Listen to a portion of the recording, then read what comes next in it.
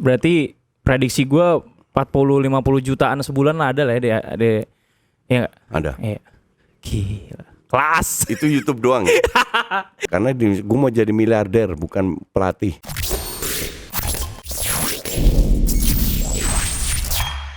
Oke, Tops, balik lagi sama gue Imam Roziki. Di depan gue ada pria yang banyak banget musuhnya. The one and only. Yoi, Lord Justin, bukan Lord ya. Lord Coach Justin. Orang bilang gue banyak musuhnya.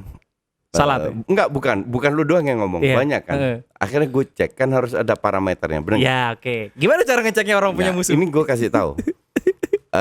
Gue cek dari YouTube di mana yang kasih likes and dislike. Oke, likes versus dislike. Ya. Oke. Tahu berapa average? Berapa? Yang likes itu 95%.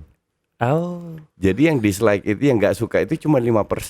Average 5, 6, 7% lah. Artinya yang nggak suka itu yang koar-koar. Yang nggak suka belum tentu nonton YouTube lo. Yang bener-bener nggak suka belum tentu nonton. Ya, oke. Ya, Berarti yang nggak suka sama lo ada dua. Yang nggak suka masih nonton, sama yang bener-bener nggak suka. Betul. Dan dengan 5, 6, 7% dislike ya artinya yang suka jauh lebih banyak. Jauh lebih banyak. Ya kan? Ya. Dan kalau lu lihat subscriber viewers gue kan naik terus. Ya. Sekarang average 100.000 ke atas. Jadi kenapa gue harus fokus kayak orang-orang yang koar-koar? Asik. Gue fokus justru yang ke 95%. Iya, merawat mereka ya. Iya. Mereka domba-domba lu tuh ya. Enggak, gue kasih ilmu. Mereka itu mau jadi pinter. Kalau yang lain egonya yang bermain. Oke. Dia nggak menerima realita dari lu gitu ya. Oke. Nah, tapi kasih tahu dulu dong, yang pertama ngasih tahu lu cara ngaktifin AdSense siapa? Nah, itu lu. Lo harus tahu. Jadi gue ini kan memang buta dari YouTube. Banyak masukan, lu kasihin monetize. Terus si Valen yang pertama kali suruh. Terus Tio Utomo itu yang ngajarin lo harus pakai hashtag ini title biar ada episodenya berapa. Jadi gue dapat banyak masukan yang kecil-kecil itu. Oke. Tapi ya gue ikutin karena kalau gue nggak ngerti, gue harus belajar ya gue belajar. Benar. Dan sekarang viewers gue lebih banyak daripada lu kan? Iya, maaf. Kalau dulu kan gue masih di bawah lu. Ceritain dong. Sekarang video lu tuh minimal banget 50-80 ribu ya per video. Atau gimana? Iya. Segitu kan? 80-90 minimal. Iyalah. Tapi kalau kita lihat dari sebulan yang lalu 90% itu di atas 100 ribu. 100 ribunya itu bukan 101, 102 tapi 150, 180-an yang 200. Dan setiap hari lu satu konten kan minimal? Hampir. Kayak minggu ini dua kali nggak bikin konten. 2 hari. 2 hari karena gue lagi sibuk di luar kan. Lagi banyak itu project luar ya. Ya. Terus berarti prediksi gue 40-50 jutaan sebulan lah ada lah ya. Ada ya nggak? Ada. Iya. Gila. Kelas. Itu YouTube doang. Ya gue demen nih kalau dulu mulai nyombong. Sebenarnya itu doang sih yang gue cari. Gue mancing dia sombong aja. Gue gak bahas bola deh sekarang. Gue bilang kalau orang sombong itu kan melebihi realita. Kalau gue kan ngomong apa adanya. Dari dulu kan begitu. Gue ngomong apa adanya, good or bad. Dimana gue hancur gue ngomong juga. Gue jeblok. Kalau gue naik kenapa gue gak boleh ngomong? Bener. Iya kan, sesimpel itu. Bener. Tapi kan kadang-kadang orang gak nerima itu kan. Jadi nganggepnya sombong. I really don't care orang mau terima atau enggak. Ini menarik. Yang penting gue selalu ngaca, lu gak boleh sombong. Lu harus tetap low profile. Dan gue tiap hari gue bersyukur bahwa di masa yang susah-susah ini, gue dapet income stabil dan meningkat terus income gue. Nyokap gue kan khawatir, nyokap gue kan tinggal di Belanda. Kan khawatir gimana lu dengan lockdown ini apa. Gue bilang selama ada bola nggak amat santai aja. Iya. Tapi pemasukan lo masih bagus lagi ketika IPL mulai lagi kan. Tempo hari pas IPL nggak sempet postpone kan lu nggak ngerti ngapain tuh? Drop juga, cuman dropnya tidak sebanyak yang gue takuti. Dropnya cuman nggak sampai 20%. Jadi nggak ada IPL pun. Tetap ada income. Let's say nggak 40-50 mungkin 20-30. Gitu. Berarti kita adalah orang yang bisa tersenyum dari adanya sepak bola. Karena nggak setiap orang bisa tersenyum. Absolutely. Benar. Absolutely. Saya nih, gue bisa jualan. Tetap gue kemarin pandemi nggak parah-parah banget gitu. Karena Gue bilang tidak separah. Yang parah itu kan yang kita baca everyday di media. Benar. Ya kan? Padahal kehidupan kita ekonomi jalan terus. Benar. Dan yang benar-benar kelaparan nggak ada. Benar. Apakah tingkat kriminalitas meningkat banget? Enggak juga. Beda kalau lu masih ingat zaman Chris Mon. Ya itu gue masih kan 8 tahun tuh. Ya oke. Di situ kelihatan bahwa tingkat kriminalitas itu meningkat. Penjarahan di mana-mana. Iya. Nah ini berbeda ya sekarang Ini ya. sama sekali enggak. Oke. Jadi sikon kita itu tidak separah yang orang pikirkan. Iya. Yang orang bahas di media itu kan semua negatif. Karena hal yang negatif itu menjual. Oke.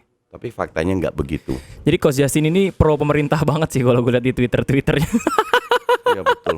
Iya nggak? Iya betul bener. lagi. Bener ya? Iya. Nggak apa-apa, kita harus mendukung pemerintah ya nggak? Ya Jelas lah. gini ya. Gue kan udah hidup di berapa negara ya. Dan gue sering traveling, lu tahu. Itu sombong nggak? Enggak kan? Enggak, realita. Gue nggak pernah Iya, sombong. itu nggak sombong tuh. I just realita. tell the truth. Iya benar. Dan kita tuh harus bersyukur bahwa di Indonesia ini gue sebagai double minority. Dari ras, dari agama, minoritas. Tapi gue bisa ngomong apa adanya. Kalau gue melewatin batas etika, nggak usah gue. Yang mayoritas dalam dua hal itu pun juga bisa ketangkep. Benar. Ya kan? Jadi lu harus bersyukur bahwa dalam demokrasi yang sekarang setelah reformasi di Indonesia, kita ini diberi kebebasan. Cuman banyak orang yang nggak sadar. Banyak orang merasa oh itu normal. Lu kira kalau lu menghina presiden di Amerika, di Eropa lu nggak ditangkap? Ditangkap juga. Itu sudah ada pasalnya loh. Di Belanda lu menghina raja, ratu, itu ditangkap. Nah terus di sini bisa semena-mena menghina Jokowi kan lucu gitu. Tapi kita nggak menyadari bahwa apalagi kita lihat yang terjadi di Afghanistan sekarang. Cewek nggak boleh olahraga, cewek nggak boleh ini. Harusnya lu membuka mata lu. Di Indonesia lu boleh semuanya kok. Iya. Selama lu tidak melewati norma. Iya, tidak menghina, tidak fitnah. Ini kalau gua timpalin sebenarnya panjang, tapi ini keluar dari tujuan channel kita ya. Ini cuma contoh aja. Ini cuma contoh aja. By the way, kita lagi syuting berdua di store-nya Mills Ketapang. Iya. Ya, jadi gua mau ajak Coach Justin datang ke studio. Dia tidak mau karena kejauhan ya Coach ya. Jauhan, pusing gue. Gue harus bawa paspor kalau ke Depok. Oh, kan, ini sombong nih, nggak realita itu. Itu sombong, nggak realita itu. Nah, akhirnya ya udah jalan tengah, ya udah kita syuting di Mills Ketapang di kantor utamanya kan. Tokonya Mills. Betul, kebetulan beliau adalah ambasador, gue juga berteman baik, ya udah akhirnya terrealisasi ya nggak? Oke, thank you Mills. Lanjut. Yang mau gue tanyakan selanjutnya adalah lu inget nggak punya janji yang belum lu tepatin sama gue? Gue nggak inget. Nggak inget. Tapi kalau gue janji biasanya selalu gue tepatin. Yakin lo? Nggak, gue nggak yakin. Makanya gue bilang gue nggak inget. Lu inget gak? Lu pernah crossbar challenge sama gue? Iya. Ya, kalah janji mau posting pakai baju MU kan? Kan gue udah posting. Belum apa? Enggak. Setahu gue nggak janji posting. Setahu gue lu cuma bilang gue pakai baju MU. Enggak, lo janji dan itu posting. gue pakai baju MU. Enggak. Jadi mau lo tuntasin nggak? Enggak, lu juga lu juga janji gue dapat second challenge karena waktu itu nggak fair, sepatu gue rusak. Iya. Jadi ya itu yang gue tunggu juga. Second challenge. Gitu kita second challenge, abis itu baru kita wujudkan kalau seandainya kalah lu pakai baju MU ya, posting ya. Dan lu juga pakai baju MU kalau kalah. Aduh, iya boleh nggak apa-apa. Iya dong. Itu yang sebenarnya gue tunggu. Jadi lu yang nggak tepatin janji, bukan gue. Gak bisa. Oke, sekarang kalau misalkan gue tanya ya Coach, boleh tahu nggak sebenarnya banyak orang yang kenal sama lu? Awalnya kan sebenarnya dari futsal ya Coach. Dari futsal dan dari TV. Dari futsal dan dari TV. Dari 2007. Gue pelatih timnas itu 2005. Gue 2007 udah masuk TV kan. Jadi dari situ.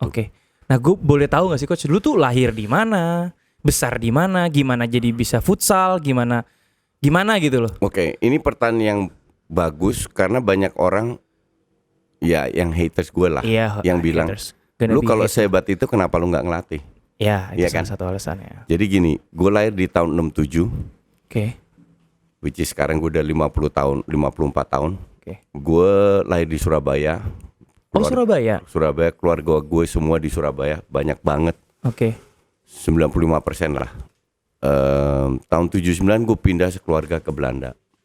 79. Berarti umur lu 12 tahun. Ya, sampai 99. Berarti 20 tahun lo di sana. 20 tahun, dan 20 tahun itu bukan dalam usia 30 sampai 50. Usia muda. Tapi 12 sampai 32. Dalam arti lu dididik secara berpikir dengan gaya Belanda, gaya Barat. Oke. Terus gue kesini tahun 99. Oke. Gue masuk futsal itu tahun 2003, 2004. Diajak almarhum Haji Masaid. Oke. Karena gue sudah tahu dari tahun 79 main futsal di Belanda, Haji tahu, jadi gue lebih paham. 2004 gue ke Belanda ambil sertifikat KMVB pelatih futsal. 3 bulan gue di sana. Kan nyokap gue masih di situ, masih ada banyak keluarga. Terus gue balik sini 2004 November Desember gue diminta pegang timnas. 2005 event pertama gue Piala Asia. Sebenarnya kalau ditanya kenapa gue nggak terusin jadi pelatih, karena gue tidak pernah mau jadi pelatih. Itu ngapain ngambil sertifikat? Tujuan gue hanya ingin membantu mengangkat futsal Indonesia. Waduh, mulia sekali tujuan Anda. That is true. Seriusan? Ya, serius. Gue gak nyangka loh gue kasih semulia itu. Contoh kedua. Pada saat 2005-2009 gue digeser sama pengurus PSSI, itu biasa kan? Ya, biasa. 2011 ada ketua baru kan? Ada ketua baru, gue diminta lagi masuk. Jadi gue 2 tahun vakum 2009. Gue diminta jadi pelatih lagi, gue tidak mau. Kenapa? Kalau gue ngelatih lagi, kapan gue bisa didik pelatih-pelatih baru? Ngerti nggak? Jadi memang tujuan gue hanya untuk membantu memberi kontribusi terhadap futsal Indonesia. Itu aja. Gue tidak pernah bermimpi untuk berkarir sebagai pelatih.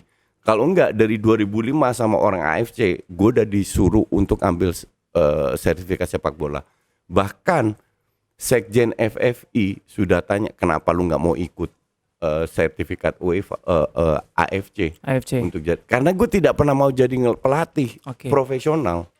Gue datang ke sini, kalau gue mau jadi pelatih, kenapa gue nggak tetap di Belanda? Iya dong. Infrastruktur untuk jadi pelatih jauh lebih bagus di sana. Lebih established, bukan bagus, lebih established. Dalam arti dari segala segi gue punya instrumen untuk bisa ngelatih. Kenapa gue pindah Indonesia? Karena gue mau jadi miliarder, bukan pelatih. Tuh. Jadi pelatih itu hanya karena gue dulu diminta oleh almarhum Haji Masaid untuk membantu, dan kalau gue mengerjakan sesuatu dan gue rasa lu setuju sama gue harus fokus. Iya. Gue nggak bisa setengah-setengah. Pada saat itu di masanya gue fokus ke futsal. Iya. Tapi we have to move on kan. Nah setelah gue 2 tahun jadi Dirtek, 2013 SEA Games Myanmar, gue berhenti ngelatih. Gue berhenti dari PSSI dan futsal dan lain-lainnya. Udah itu aja. Lu kalau pertama kali jadi komentator yang di TV tahun berapa? 2007. 2007? Ya. Berarti sebelum lu megang futsal? 2005 futsal. Setelah itu baru lu... Justru karena gue pelatih timnas, ada CV-nya untuk jadi komentator. Lu komentatornya bola atau futsal? Liga Belanda, sepak bola. Siapa yang ngerti Liga Belanda?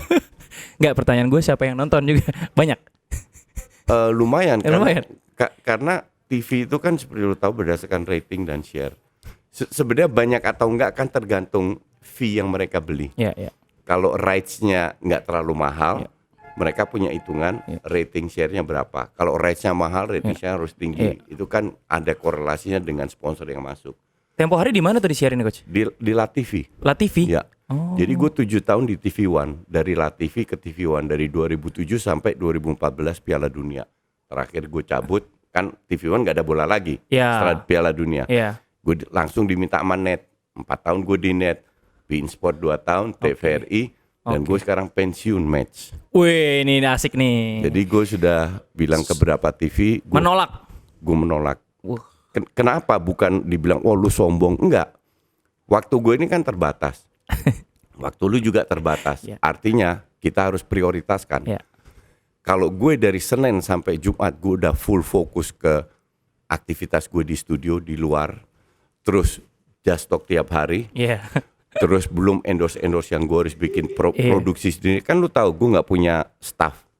Iya. Gue nggak ada admin, semua gue sendiri. Semuanya dihandle sendiri. Nah kalau gue weekend, gue harus termasuk ngeblok orang juga dia yang blok. Iya, 10.800 orang di Twitter itu gue ngeblok sendiri.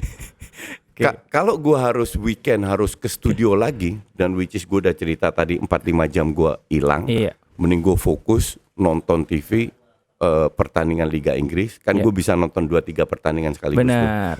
Gue bikin konten, karena itu memang ranah gue di situ, dan gue fokus ke Liga Inggris. Jadi ini bukan sombong sama sekali tidak, tapi gue harus bagi waktu gue, karena 2 minggu lagi kan gue syuting untuk Pangeran Justin. Iya, ada lagi gua tuh. sama Pange ada lagi. Ada sama Pange. Jadi seminggu itu gue 4 kali DPI, 3 yang lokal, 1 bahasa Inggris, Helmi Yahya sama Pange. Iya. Oke. Gitu. Tapi lu nyangka nggak lu di umur segini baru gitu? Nggak nyangka. Kan lu pengen jadi miliarder kan? Iya. Ya, gue doakan lu segera menjadi miliarder lah. Atau mungkin udah lah. Oke, udah jadi miliarder. Tapi kan nggak di umur segini juga maksud gue gitu. Udah, tapi aktivitas miliarnya masih kecil, belum besar. Jadi masih early miliar lah ya. Early miliar. Early miliarder. Tapi nyangka nggak, Coach? Enggak, karena gini ya, gue masih inget banget. Ini pertanyaan yang bagus. Gue masih inget banget waktu gue di Belanda, gue pernah ngelamar. Kan kerja lah biasa, pakai dasi. Jadi waiters ya? Enggak. Oh bukan. Itu side job. Oh side job. Enggak, Okay. Ini yang kantoran. Ini yang ada yang kantoran juga. Oke. Itu waktu gue itu karena ngebantu temen gue yang punya restoran, itu side job aja. Okay. Tapi ini yang kantoran, sales manager.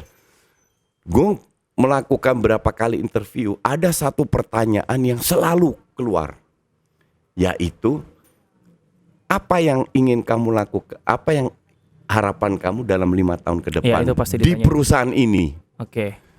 Untuk gue itu, ya sorry to say, fucking stupid question. Karena setelah berapa tahun gue paham, hidup lu itu nggak bisa diprediksi. Mungkin orang lain yang hidupnya lurus. Hidup gue kan nggak ada lurus-lurusnya. Brutal lah. Kiri kanan atas bawah semua. Sikat aja. Jadi untuk gue itu pertanyaan yang stupid. Setelah berapa tahun, gue udah bilang kepada diri lu sendiri, udahlah, lu jalanin yang lu suka, udah itu aja. Lihat ke depannya gimana dengan apa yang ada. Kan gue dengan income yang gue sekarang ada udah berapa tahun terakhir kan gue invest di saham. Gue belajar lagi, gue main saham. Jadi invest beneran tuh, yang lo binomo itu invest beneran lo ya, bukan cuma ngiklan doang ya?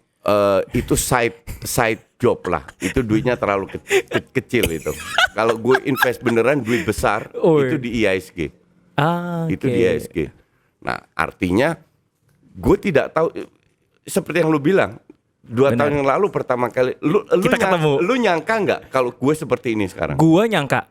Gue terus terang nyangka. Gue nggak nyangka. Gue terus terang nyangka. Gue begini-gini kan juga gue tahu ya, Coach. Saya kan gue punya agensi juga kan. Gue tahu nih orang bakalan jadi orang besar banget nih. Pertama lu kenal sama banyak orang. Tapi pada awalnya gue menyangka itu karena the one and only akibat YouTube lo aja. Jadi YouTube itu memang yang kita incer AdSense itu nggak ada apa-apanya. Kecil banget gitu. Kecil, betul. Tapi kok peluang-peluang kolaborasi, peluang-peluang lu diundang ke tempat lain, peluang-peluang lu bikin bisnis bareng. Nah itu kan yang diincer kan. Dan begitu gue lihat lu sekarang ya gue sih nyangka. Gue nggak nyangka. Dari sisi mana lu nggak nyangkanya, Coach? Gue tidak menyangka bahwa gue bisa make money sebesar ini, sejauh ini dari YouTube, bukan dari TV. Karena gue dulu selalu pikirnya banyak siaran di TV. Dan gue hitung-hitung gue udah siaran di 9 TV. Jadi banyak banget, ngerti nggak? Iya. Dulu kalau nggak dapet jadwal, wah kesel banget kita. Panik ya, bingung ya. Kampret, gue salah apa lagi, kurang jadwal. Tapi sebagian besar hampir di semua TV gue selalu dapat jadwal paling banyak lah. Dan sampai 2 tahun lalu, awal-awalnya yang cuci otak gue itu Valen itu sudah 3 tahun yang lalu bilang, lu harus bikin pas kita bareng di net 3-4 tahun yang lalu lah. Gue bilang, belum waktunya. Ngerti nggak? Bikin YouTube maksudnya? Iya bikin. Sampai gue akhirnya bikin itu tiap bulan naik 10.000. Dan itu kan yang kita lihat kan progres. Lu tahu sendiri kan, progres. Lu boleh punya subscriber 1 juta. Tapi kalau video lu yang nonton 15-20 ribu kan nggak ada guna juga. Siap. Iya kan? Benar. Nah di sinilah gue pelan-pelan dapat masukan dari lu, masukan dari orang lain. Akhirnya berjalan terus ya. Ibarat gue nggak punya planning, gue berhentinya kapan gue nggak tahu. Oke. Intinya kalau gue ini semua bisa terjadi karena gue benar-benar kerja. This is my passion. Football is my passion. Kalau seandainya walaupun gue dapat 100-200 juta sebulan, kalau gue enek, gue nggak bisa dipaksa. Gue akan berhenti.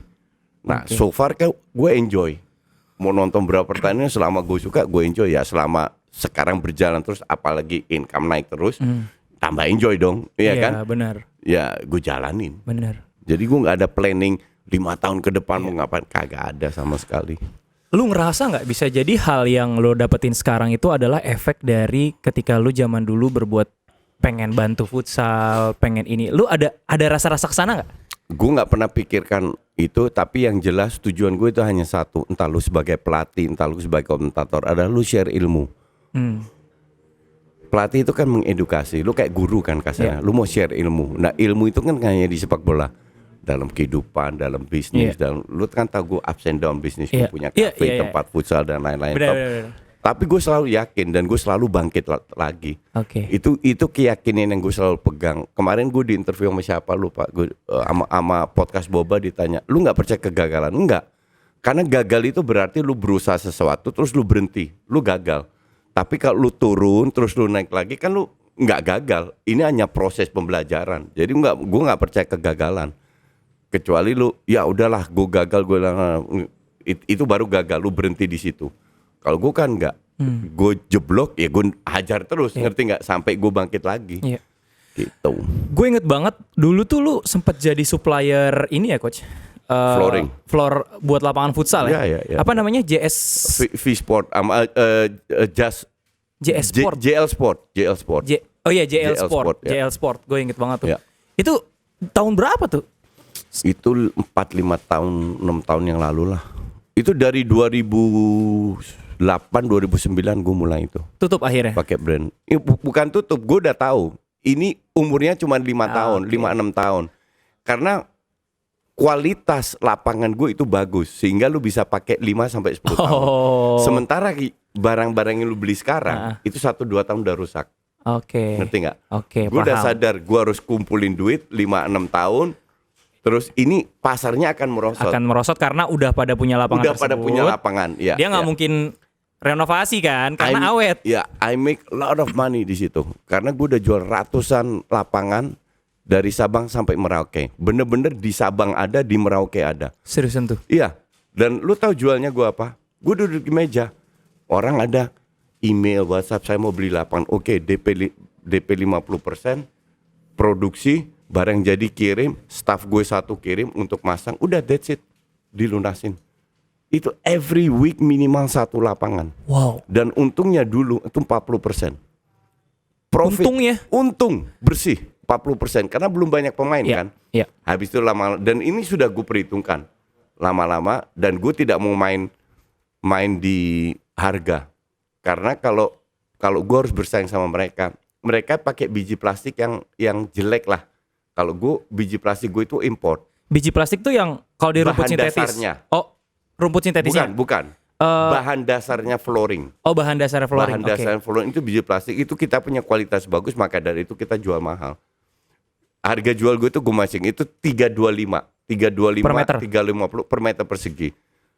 Lama-lama turun 300, 275 masih oke, itu masih 30%-an. Sekarang orang jual udah 175. Ngerti nggak? Karena barangnya ya very bad quality, dalam setahun 2 tahun ganti. Lapangan Citos itu lu kan yang flooring? Ya. Oh. Citos masih ada kan? Masih. Tifosi masih ada kan? Masih. Itu Citos itu pertama. Ya. Jadi udah berapa tahun? Lu tanya orang Citos lah, udah 8 tahun, 9 tahun. Gila. Masih ada.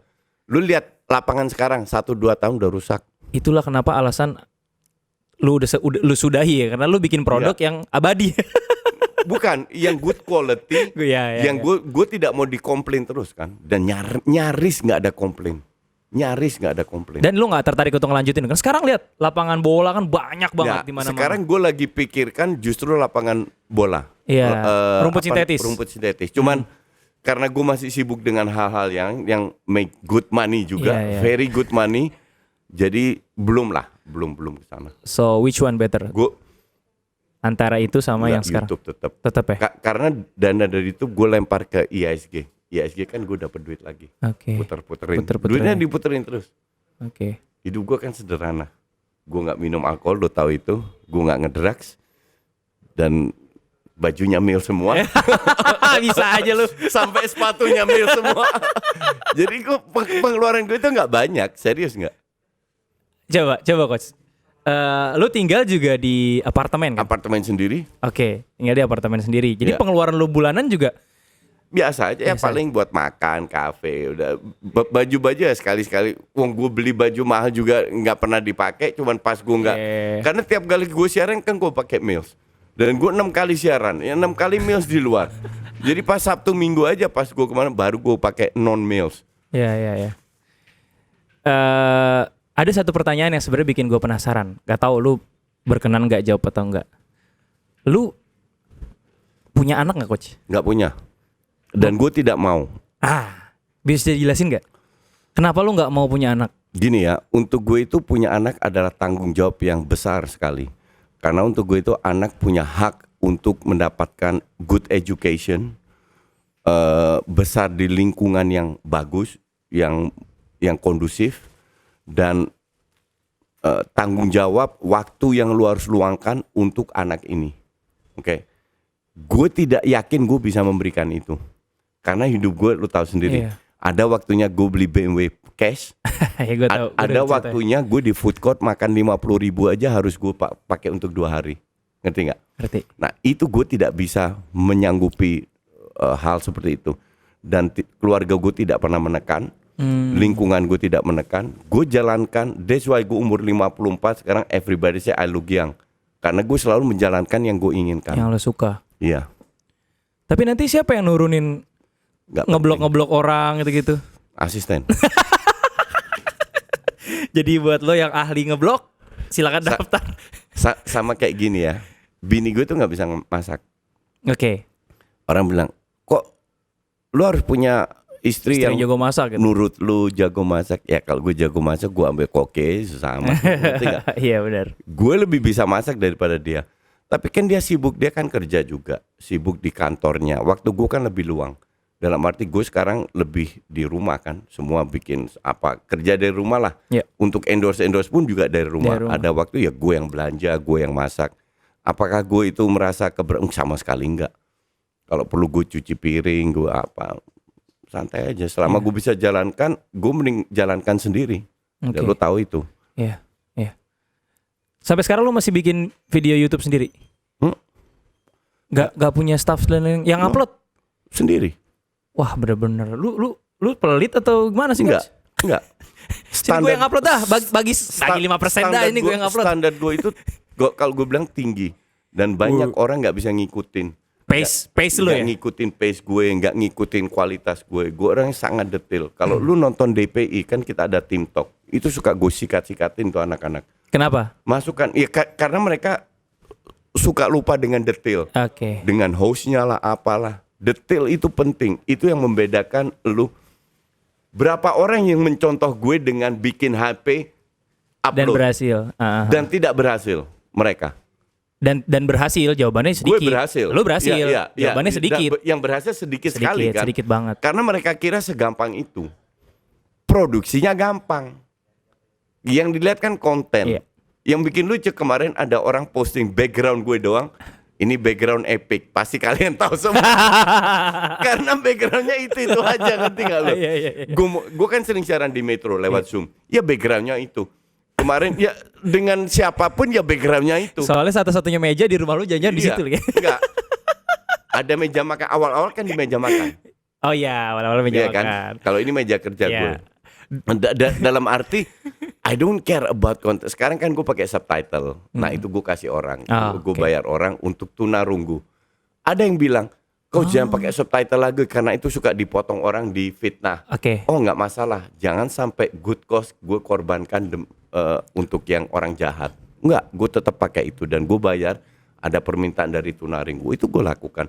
Tidak selalu bisa, karena kita bikin video kan kadang spontan ya, atau nggak ada waktu. Kadang gue bikin story yang nggak bisa pakai subtitle. Kalau gue mau pakai subtitle, gue harus pagi atau subuh biar gue kirim. Kan bikin itu nggak gampang, itu butuh 2 jaman juga untuk upload segala. Benar. Gitu. Iya. Oke, sekarang balik lagi ke lingkungan ya. Iya. Gue agak bingung coach. Sebenarnya banyak banget yang ngomongin lo tuh negatif lah ya. Misalkan gue ketemu sama siapa, Coach Justin tuh begini. Tapi gue tuh punya mindset bahwa selama orang tersebut itu baik sama gue nggak akan nganggap dia seperti anggapan orang tersebut.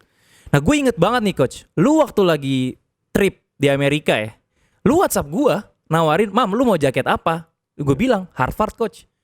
Yang cari kalau bisa sama tim top score. Gue titip tiga coach.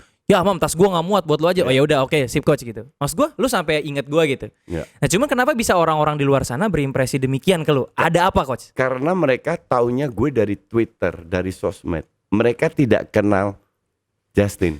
Yang kenal personal juga ada juga yang bilang kayak gitu. Gimana tuh coach? Kalau yang kenal personal gitu, either mereka sirik atau mereka memang tidak kenal gue sebenarnya. Karena mayoritas yang nggak kenal punya. Bahkan banyak orang brand ya, orang agency yang tahu gue dari Twitter, setelah kenal gue kaget, berubah gitu. Dia banyak yang kenal, semua yang kenal gue kan bukan temen gue, Mam. Iya, benar. Ya kan, bahwa mereka punya pendapat, itu hak lu. Benar. Tapi gue punya cermin itu gede banget, Mam. Jadi gue tiap hari ngaca apa yang lu bikin salah hari ini. Jangan sampai terulang lagi. Jadi gue self kritik gue itu tinggi sekali. Lu mengkritik diri lu sendiri? Mengkritik diri gue sendiri biar gue lebih bagus. Level up terus ke depan. Ya. Contoh, ada nggak hal di mana lu bener-bener down pada saat akibat konten yang lu buat? Down? Iya. Gak ada. Gak pernah lu? Gak ada. Diserang sama netizen gila-gila, jebret. Gak ada, gak ngarang gue. Kayak Steve tadi bilang, awal-awal masih gue ladenin. Tapi lama-lama yang komen kan tambah banyak. Ya gak ada waktu lagi gue ladenin. Cuman yang bener-bener down gak ada. Gue tidak ada satu hari gue tidak tidur nyenyak karena konten gue. Tapi lu kan basicnya itu, pertama lu gak pernah memiliki pengalaman demikian kan coach? Dulu lu di Belanda, terus juga abis itu lu gak dapet kepelatihan, bisnis. Gak ada urusan sangkut pautnya sama orang ngebully lu kan? Harusnya lu shock dong? Enggak. Kok bisa? Kenapa gue harus shock? Gue kan orangnya sangat realistis ya. Gue punya kehidupan di luar. Bahwa ya kita tahu kualitas orang Indonesia lah. Kualitas bukan orang Indonesia. Sorry, gue ralat. Kualitas rakyat di Twitter. Kita tahu sendiri mereka seperti apa. Ya kan? Mereka nggak punya kehidupan yang dibanggakan. That's why mereka mencurahkan hatinya di Twitter. Karena ya kita fair aja. Mungkin kalau mereka ketemu gue, mereka minta foto. Rata-rata kan begitu. Ya kan? Cuman di luar mereka bisa mencurahkan emosinya. Mereka tidak dapat kesempatan untuk mencurahkan emosinya. Gue, anytime gue mencurahkan emosi gue bisa. Anytime. Di mana gue siaran. Pada saat gue harus diatur-atur, gue malas.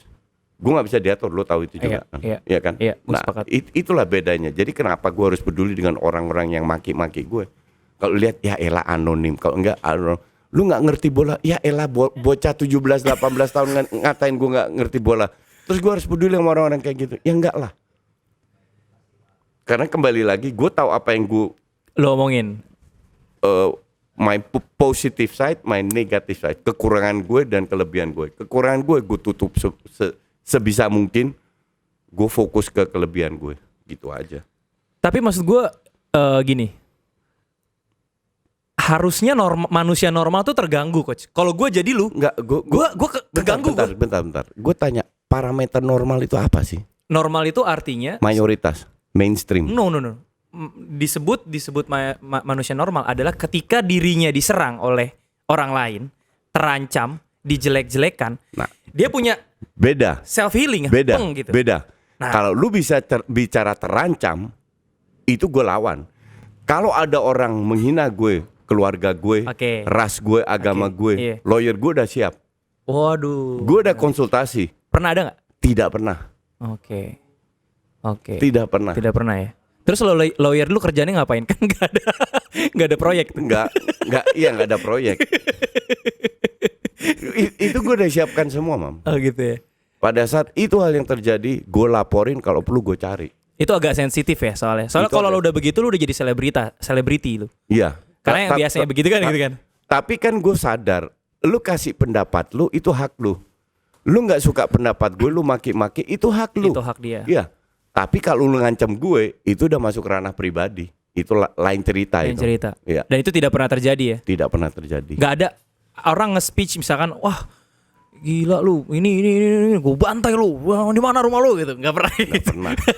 Itu bercandaan kita doang ternyata. Nggak pernah. Ya, kalau gue udah, intinya kan dalam kata-kata terancam. Ya. Kata terancam itu kan tiap orang berbeda. Ya. Ya kan? Ya. Kalau subjektif. Kalau untuk gue merasa terancam.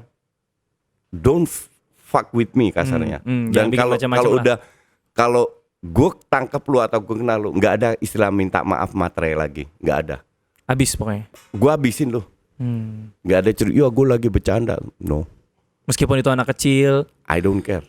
Di pedesaan. Enggak. I don't care. Oke. Hati guys. Gue cukup punya dana untuk membiayai agar dia kena kok. Oke. Dalam arti begini.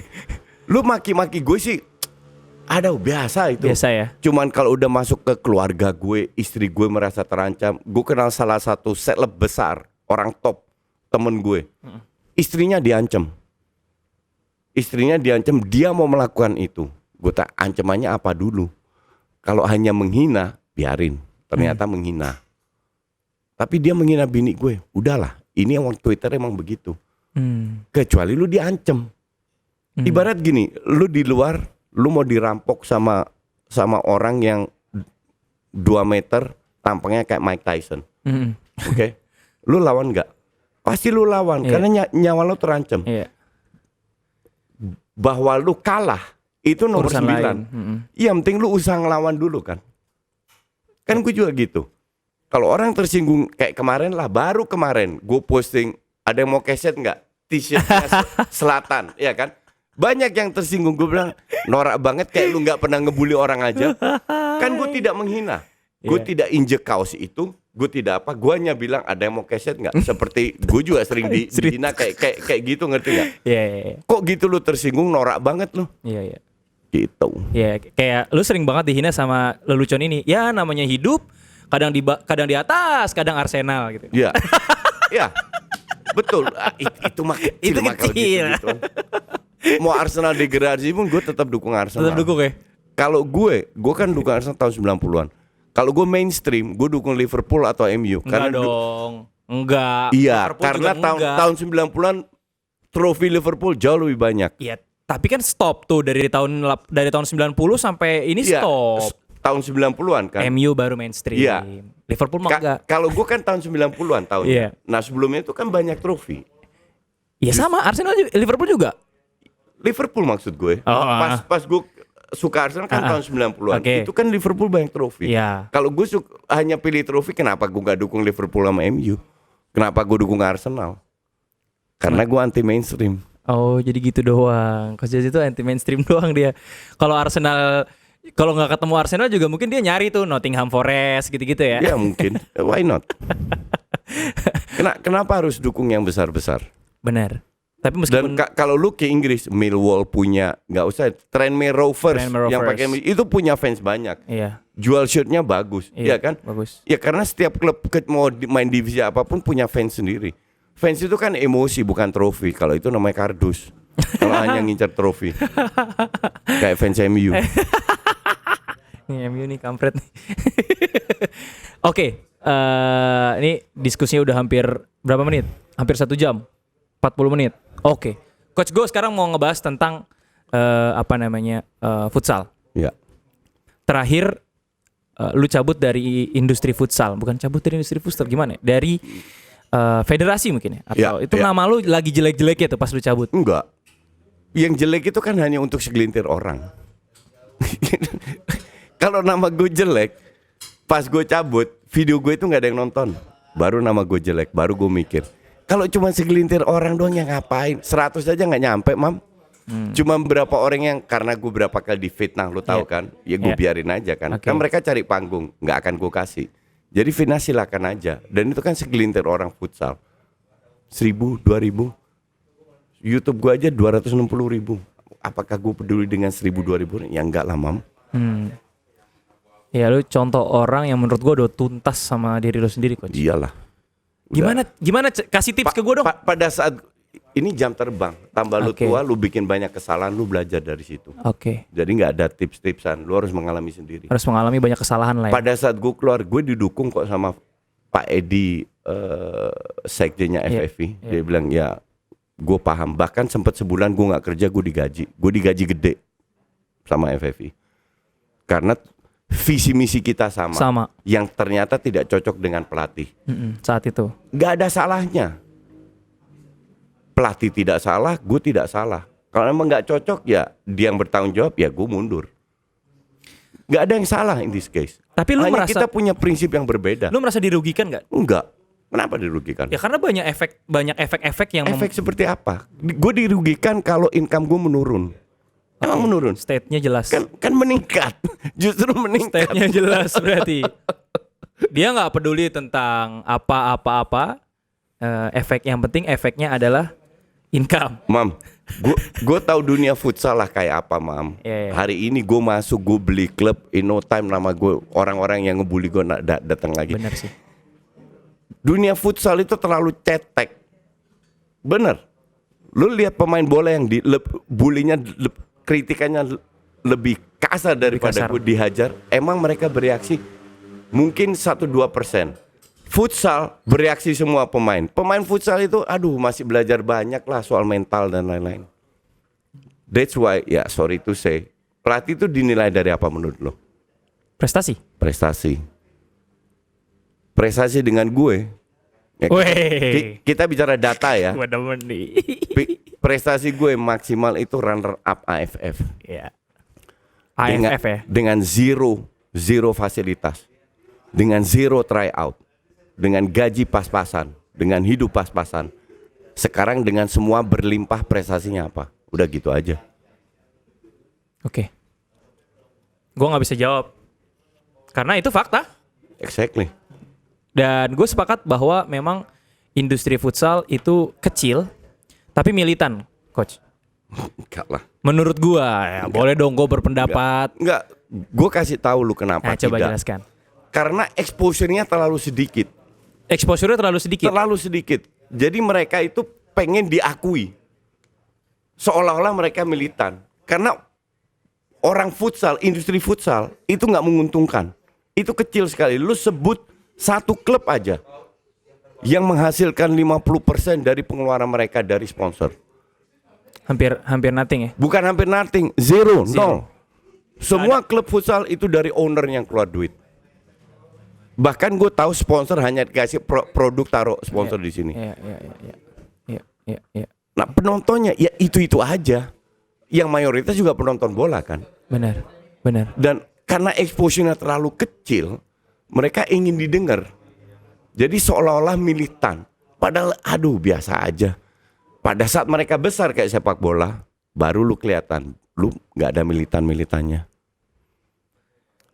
Tapi kenapa? Kita kan kalau lu kan ngomongnya ke profit lagi ya, maksudnya benefit yang lu dapatkan.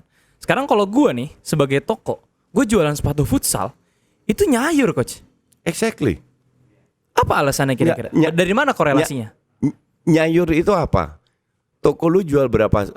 Ya, banyak lah, ribuan lah. Lu jual berapa pasang sebulan futsal doang? Ya ribuan lah, ribuan per bulan. Oke.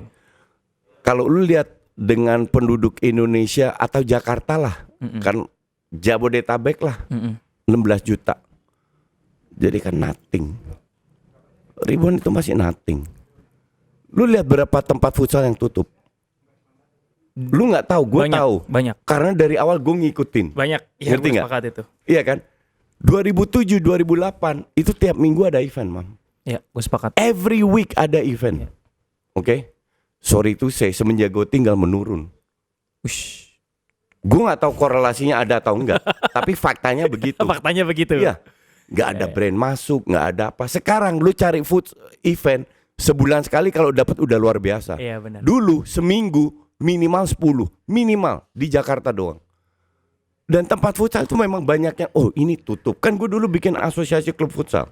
Iya. Pemilik, gue dulu kenal semua ownernya. Sekarang tutup, nggak ada yang buka. Jadi sehebat apa futsal? Masih bisa diandelin nggak? Kalau dikelola dengan benar bisa. Harus lo yang ngelola kayaknya. Enggak, harus salah. Harus semua stakeholder. Oke. Bukan hanya dari FFI. Lu lihat berapa puluh miliar FFI sudah keluar. Apa? Gitu-gitu aja kan? Bukan dari gue, dari semua stakeholder. Dari klub, dari fans, dari pembinaan, dari ini semua. Lu berpikir dong, kenapa brand yang dulu masuk jor-joran, yang ngantri untuk bikin event, sekarang semua ngilang, meninggalkan futsal. Iya. Orang-orang yang lu sebut, yang haters gue, yang pernah nggak mereka mikir ke sana? Nggak pernah. Pernah nggak mereka pikir kenapa Justin keluar meninggalkan dunia futsal? Enggak, karena oh ya Justin nggak dipakai lagi, nggak ngelatih. Kan gitu doang pemikirannya. Sangat cetek, negative minded. Gue selalu lihat positive thinking. Gue lihat lu anak muda yang berhasil itu lu luar biasa. Lu bisa buka toko di Bandung, ngerti nggak? Ada hal yang dimana gue bisa belajar dari lu, ngerti nggak? Gue tidak pernah merasa kayak saham lah. 2 tahun gue prepare baru gue berani terjun. Orang nggak tahu itu. Orang hanya melihat negatifnya aja. Oke. Kalau gue melihat benar-benar jangka panjang. Oke. Jadi menurut lo industri futsal ke depannya, ketika lo ternyata dalam tadi kenapa Justin ninggalin, menurut lo keputusan lo bener nggak lo ninggalin? Wah, sangat benar. Sangat benar. Sangat. Jadi benar. lo tidak menyesali sama sekali? Sama sekali. Tidak ada satu detik gue menyesali. Tidak menutup kemungkinan untuk balik lagi. Ke depannya gue balik lagi. Oke. Tapi at this, kan gue bilang gue nggak bisa nggak planning terlalu panjang. At this moment, I'm very happy dengan apa yang gue lakukan. Dan terbukti imbalannya lebih dari ekspektasi gue. Iya. Oke, jadi sebenarnya gue salut sih dengan keputusan-keputusan lo yang sebenarnya kalau gue lihat, lo basisnya tuh intuisi, bener nggak coach? Iya. Lu tuh ngebaca sesuatu tuh based on your feeling. Betul. Iya gak? Gue kasih contoh ya. Lu kenal Edi Brokoli kan? Tahu. Temen gue. Sekali gue ngopi dia di Jakarta Selatan. Namanya ngopi nggak ada kerjaan kan, iseng. Edi bilang, Coach, gue ada game kecil lah. Dia bilang, oke, apa? Gue minta tanggal lahir lu dan apa. Oke.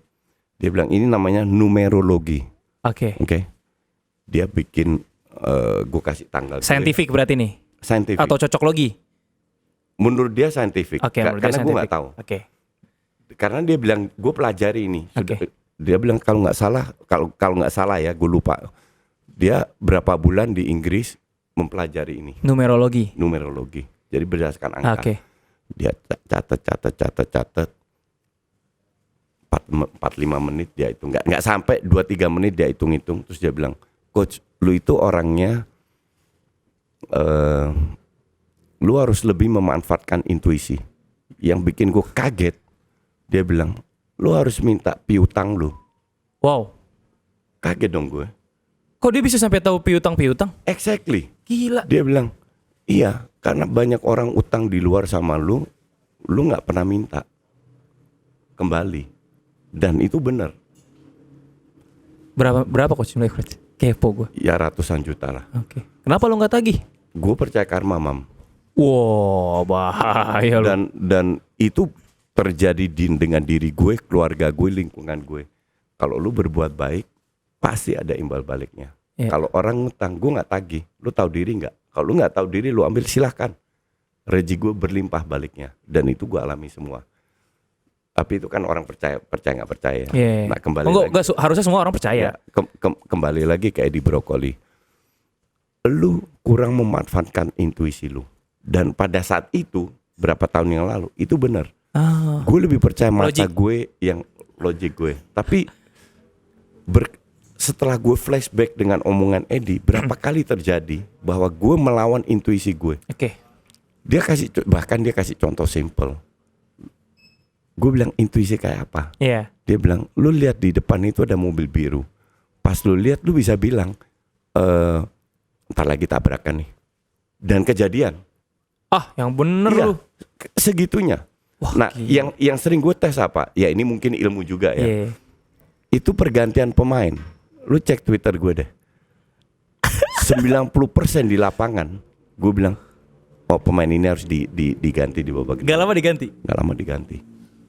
Kalau ini kan juga karena permainan. Iya, ini permainan. Terus lu juga based on melihat kan. Akhirnya gue research dong soal numerologi, nomor apa. Gue kepo dong sejauh itu. Dan gue tes diri gue sendiri berdasarkan intuisi. Dan gue happy gue melakukan itu karena banyak yang orang bener. Jadi gue ketemu orang lah, ibarat gue belum ngomong, mukanya gue nggak suka, bukan jelek atau apa. Mukanya bengkoang. Iya. Sorry, bukan mukanya, auranya. Auranya nggak suka, gue jaga jarak. Seriusan nih? Serius. Berarti tempo hari kita ketemu di awal-awal di Kuningan itu lu ngelihat muka gue, wah ini auranya baik nih. Gue masih berdasarkan logika. Cuman zaman itu kan gue butuh network. Jadi gue butuh kenalan banyak di dunia ini kan. Dunia itu kan gue masih rookie banget, ya kan. Gue belajar banyak. Tapi sekarang ya gitu. Sekarang lu udah mulai membatasi ngelihat itu tadi ya. Berarti benar-benar based on your intuition ya sekarang ya. Semenjak gue ketemu Eddie, 4 years ago. Oke. Nah kan kita ketemu 3 tahun lalu. Pas di Kuningan itu. Ya itu mungkin juga iya. Iya salah satunya ya. Lu bisa memprediksi gue gak kira-kira pakai intuisi lu? Gue bukan paranormal. Gue kirain paranormal. Itulah beda. Karena intuisi kan yang terjadi sekarang. Ya coba intuisi lo yang sedang sekarang terjadi antara kita berdua kira-kira akan seperti apa nih? Gue nggak tahu sekarang. Kalau lu tanya itu harus spontan. Harus spontan. Iya, itu nggak bisa lu tanya atau apa. Pokoknya yang jelas bahwa lu minta gue tanpa dibayar, gue datang kasih lu itu sebuah hal yang positif. Oh jelas. Itu jelas. aja. Positif buat kita berdua. Iya.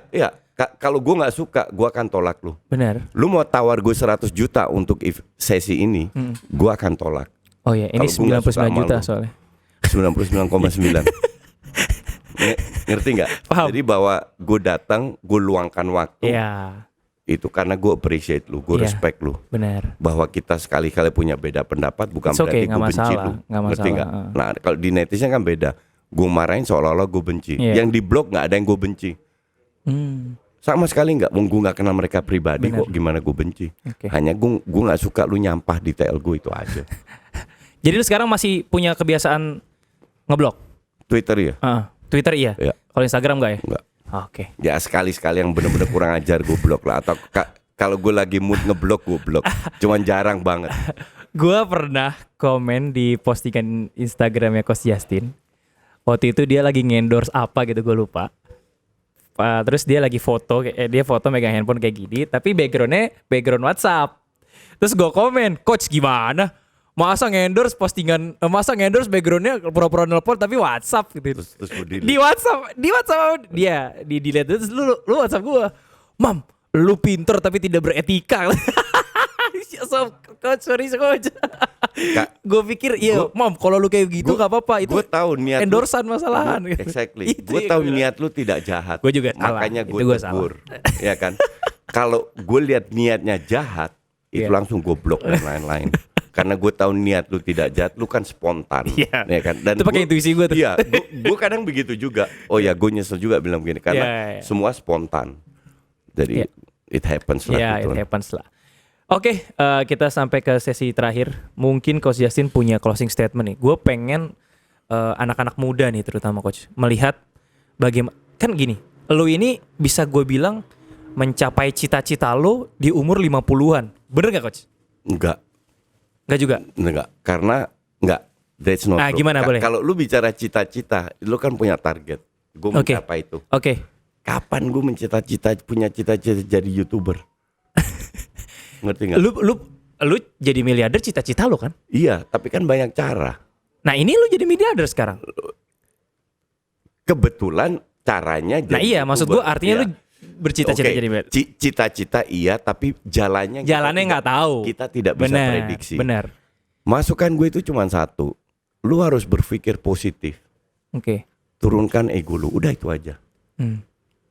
orang Indonesia, bukan Indonesia, Asia. Karena gue tinggal di Indonesia, gue bilangnya Indonesia. Tapi orang Asia gue lihat, gue bisa bilang begini karena gue separuh hidup gue besar di Belanda, separuhnya di Indonesia. Orang Indonesia itu sangat, egonya itu terlalu tinggi, nggak penting kalau gue bilang. Ngerti nggak? Jadi lo turunkan ego lu, pada saat lu turunkan ego lu akan mendapatkan kebebasan untuk berkarya. Nggak dikit-dikit tersinggung, nggak dikit-dikit. Karena di luar itu banyak orang jahat yang nggak suka lihat kita maju, ya kan? Dan selalu berpikir positif. Jangan percaya kata-kata kegagalan. Nggak ada itu istilah gagal. Kalau lu lagi ngedrop, semoga lu tidak mengalami itu. Tapi kalau seandainya lu mengalami penurunan, don't give up. Fight terus. Coach. Lu harus percaya dengan apa yang lu lakukan. Lu percaya dengan bisnis, toko, retail. Gue percaya dengan sosmed. Makanya gue geser siaran di TV. Ya kan? Fokus ke sosmed. Ya, fokus ke sosmed. Dan so far pasti ada ntar agak turunnya. Nggak usah panik. Justru harus ngaca, gue salahnya di mana. Tapi sektornya tetap sama. Kalau pada suatu hari saat toko lu sepi, nggak usah panik. Lu harus merubah. Apa yang lu rubah?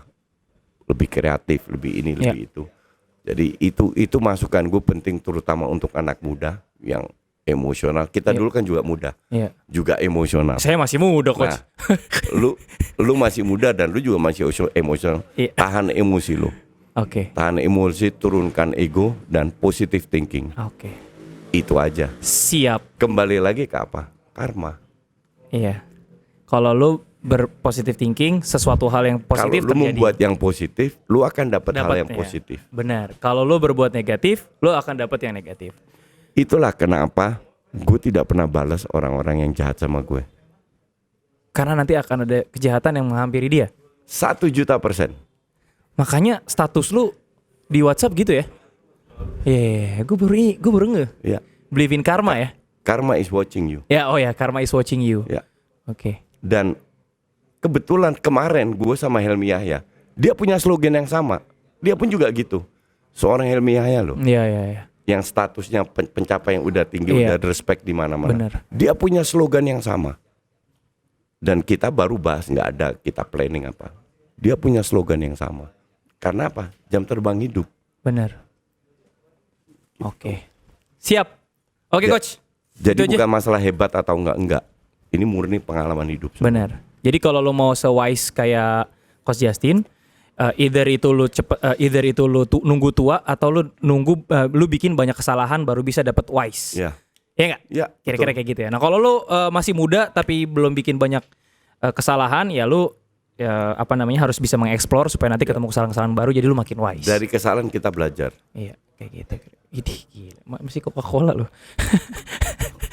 Nggak ada sekolah yang ngajarin lu etika, sopan santun, ya kan.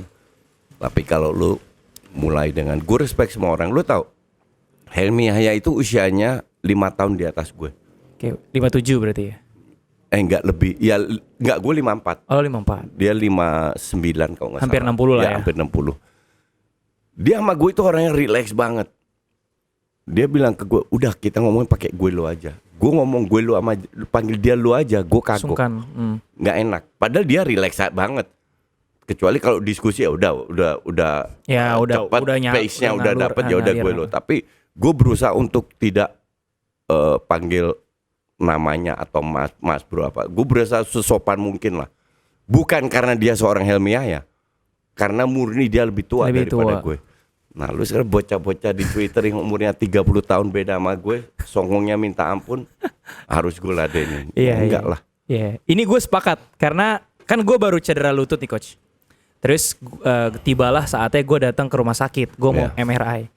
Begitu gue datang ke rumah sakit tersebut, ternyata dokter yang menangani lutut ini adalah temen gue SMP. Dan gue inget bahwa setiap gue ngatain kepala sekolah atau guru gue tuh SMP, dia nggak ikutan. Itu contoh bahwa adab itu lebih bagus dibanding ilmu. Jadi kalau lu punya ilmu tapi tidak beradab, habis lu. Betul. Iya, gue sepakat. Ilmu is nothing. Benar.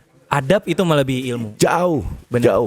Benar. Dan itu membuka pintu dalam hidup lu nanti ke depannya.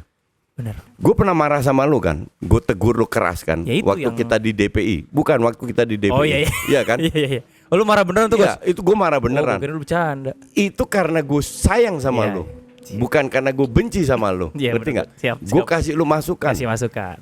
Dengan cara yang keras, biar itu ada shock efek ke lu. Iya.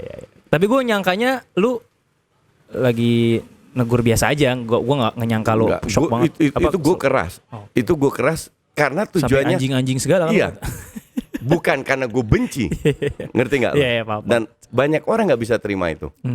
Banyak orang, lu kok dia marah gara-gara hal kecil? Enggak, untuk lu kecil, untuk gue mungkin besar. Nah ini harus kita pahami, ngerti nggak? Jadi sama kayak di timnas, gue marah ke pemain bukan karena gue benci. Justru karena gue merasa dia bisa lebih bagus. Tapi nggak semua pemain bisa memahami itu. Yang pikirannya cetek, negative thinking, nggak bisa terima itu. Maka yang maju ya segelintir orang doang. Dan rata-rata anak buah gue maju semua. Lu lihatlah sekarang yang jadi pelatih, mayoritas anak buah gue. Gitu. Oke, Tops. Itu aja Topcast kali ini. Thank you Coach Justin sudah mampir. Dan ya gue nggak tahu view-nya akan setinggi lo atau enggak, tapi ya mudah-mudahan sama lah ya. Kalah udah view-nya gue. Top score nggak ada apa-apanya. Lebih tinggi. Oh iya benar, siap. Oke, terima kasih Coach, jaga kesehatan. Ya, sama-sama. Mudah-mudahan kita semua yang kalau situasi kayak begini itu kan mobile-nya tinggi banget nih. Iya. Satu pesan gue, jaga kesehatan. Ya. Oke, Coach. Itu penting. Terima kasih. Thank you. Selalu sukses selalu buat Top Score. Selamat sore, selamat pagi, selamat siang.